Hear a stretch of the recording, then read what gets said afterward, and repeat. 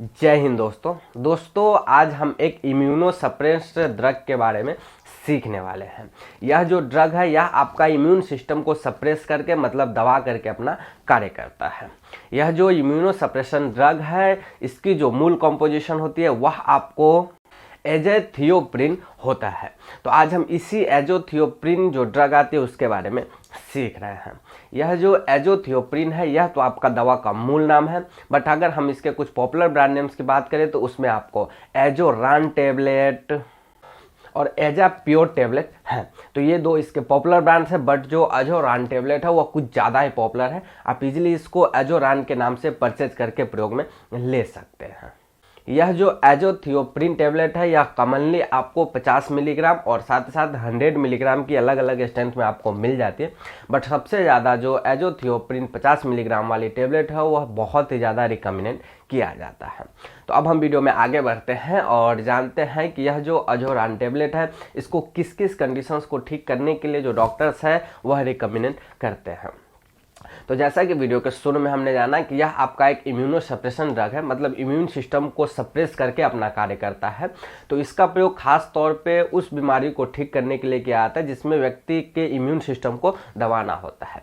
जैसे अगर कोई व्यक्ति जिसको मतलब हार्ट ट्रांसप्लांट हुआ है, किडनी ट्रांसप्लांट हुआ है, तो उसके बाद जो उस व्यक्ति के इम्यून सिस्टम को सप्रेस करना बहुत ही ज़्यादा ज़रूरी होता है, नहीं तो जो पेशेंट है जो उसके बॉडी में जो बाहर से आउटसाइड से जो किडनी डाली गई है उसको वह रिजेक्ट कर देगा, मतलब ऑर्गन फेलियर नाम ऑर्गन उसका फेल हो सकता है। तो उस कंडीशंस को बचाव करने के लिए जो डॉक्टर है वह एजोरान टेबलेट रिकमेंड करते हैं। इसके अलावा इसका प्रयोग आपको रेमेटॉइड अर्थराइटिस की समस्या में भी व्यक्ति के इम्यून सिस्टम को दबाने के लिए किया जाता है।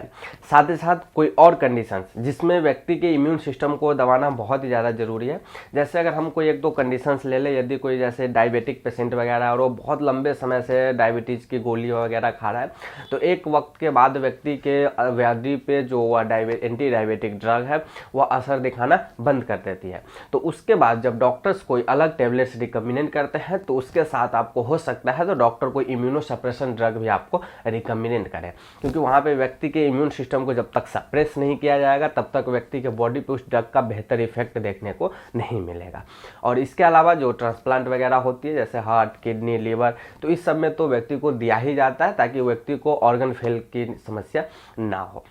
तो अगर हम ओवरऑल समझे तो इसका प्रयोग सिर्फ और सिर्फ इम्यून सिस्टम के वजह से जो व्यक्ति के मतलब बॉडी में शारीरिक इश्यूज आ सकती है, जो प्रॉब्लम्स आ सकती है, इलनेस आ सकती है, उस कंडीशंस को कंट्रोल करने के लिए डॉक्टर यह टैबलेट आपको रिकमेंड करते हैं। अब हम वीडियो में आगे बढ़ते हैं और जानते हैं कि यह जो एजोरान टेबलेट है इसकी क्या डोज और ड्यूरेशन होती है।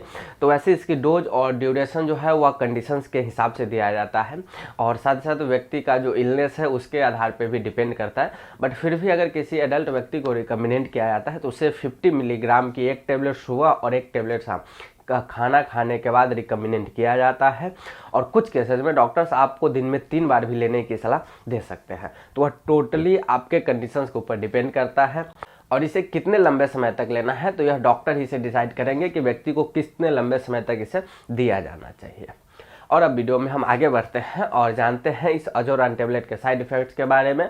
तो अगर हम इसके कॉमन साइड इफ़ेक्ट्स की बात करें तो उसमें व्यक्ति को नोजिया, वोमिटिंग जैसी समस्या हो सकती है, व्यक्ति के शरीर में किसी दूसरे टाइप का इन्फेक्शन हो सकता है, इसके अलावा व्यक्ति को भूख ना लग सकती है, और इसके अलावा व्यक्ति के बॉडी में जो WBCs होते हैं, वाइट ब्लड सेल्स होते हैं, उसका लेवल तो बहुत ही ज़्यादा गिर जाता है और साथ साथ व्यक्ति की जो ब्लीडिंग टेंडेंसी होती है वह बढ़ जाती है। मतलब उस टाइम पे अगर व्यक्ति का जो ब्लड्स वगैरह अगर स्किन पे कहीं कट लगती है या कहीं पे भी तो ब्लीडिंग ज़्यादा होने की संभावना होती है। तो ये सब इसके कॉमन साइड इफ़ेक्ट्स है। अगर ऐसा कोई साइड इफेक्ट देखने को मिलता है तो तुरंत आप अपने डॉक्टर से बात करें। और अब वीडियो के लास्ट में अगर हम इसके सेफ्टी एडवाइसेस की बात करें तो सेफ्टी एडवाइसेस में मैं यही बताऊंगा कि यह ड्रग सिर्फ और सिर्फ हॉस्पिटल यूज के लिए प्रयोग में लिया जाता है, यह OTC ड्रग नहीं है। और इसके अलावा यह डॉक्टर के प्रिस्क्रिप्शन पे ही और डॉक्टर की निगरानी में ही हॉस्पिटल्स इन्वायरमेंट के अंदर ही आपको दिया जाता है। और साथ ही साथ यह जो टेबलेट है यह कभी भी प्रेग्नेंट लेडीज के लिए, बच्चों के लिए रिकमेंड नहीं किया जाता है। तो आई होप दोस्तों मैंने आपको संपूर्ण जानकारी दिया हो इस एजोरान टेबलेट के बारे में। तो मिलता हूँ अब आपसे अगले वीडियो में किसी अगले टॉपिक के साथ।